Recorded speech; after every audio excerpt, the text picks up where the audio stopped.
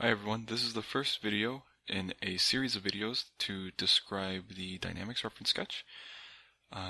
This first video is just going to be an introduction to what it is, why it's useful, and how to use it. So first things first, this video series assumes that you have at least a basic understanding of SOLIDWORKS and how to navigate its tools.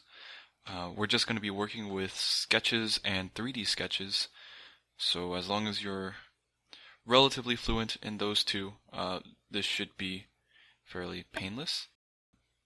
The dynamics reference sketch looks very intimidating at first, but when you dissect it into its individual parts, it should hopefully be clear. My goal is for it to be obvious why the choices were made for different components, and that had you been given the parameters that were given for this thing beforehand, you would have been able to logic out all of this by yourself. So the dynamics reference sketch is a purely geometric construct of the car that breaks it down into its fundamental components. So linkages are just lengths of lines. Circles are, everything's assumed to be perfect in this world.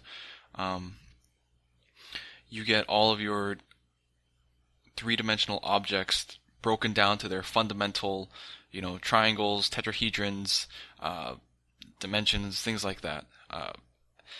The goal of this is so that you can measure certain parameters that are difficult to predict and difficult to measure, at least without lengthy computations.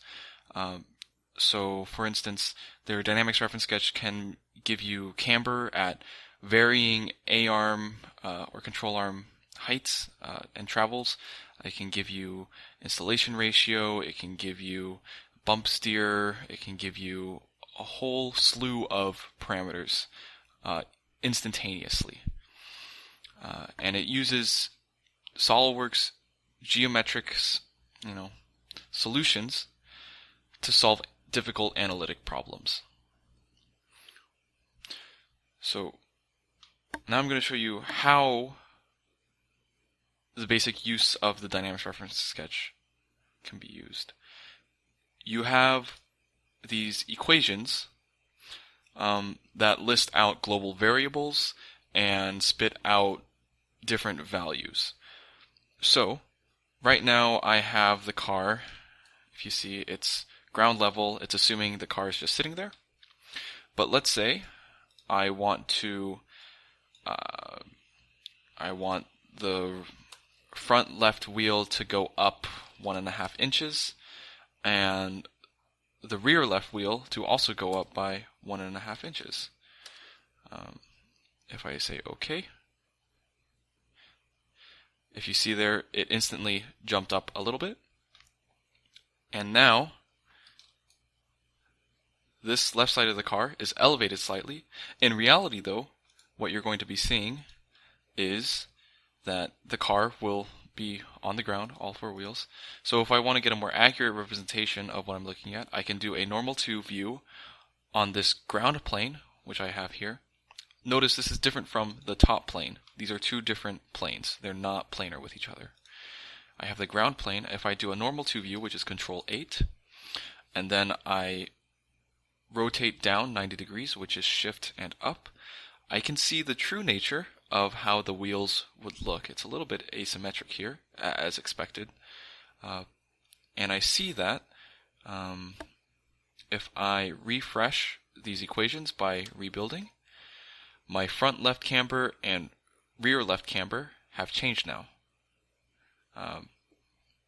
As from before, they were regular values, but now they have altered due to these different, this new configuration. And that is the basic concepts of utilizing the dynamics reference sketch. It lets you plug in parameters, so your starting camber, your tire radius. You can also plug in different caster and kingpin inclination values inside the sketches. and it'll spit out different parameters. I don't have all of them listed here right now. This is more of a proto version of the final dynamics reference sketch. But it's easy to imagine how you can get things like installation ratio or, your steering angle from that bump and things like that. Anyways, this has been the first video of the series.